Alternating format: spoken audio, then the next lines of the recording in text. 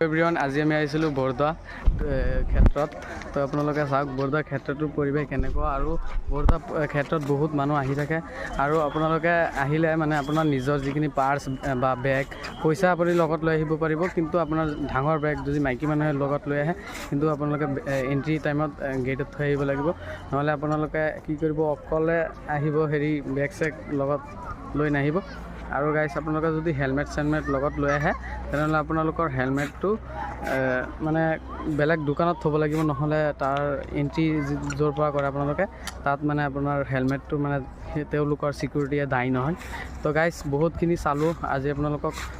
দেখুৱাম কি চালোঁ তো আপোনালোকে ভিডিঅ'টোত কণ্টিনিউ চাই থাকিব হৈছে প্ৰথম গেট এণ্ট্ৰি গেট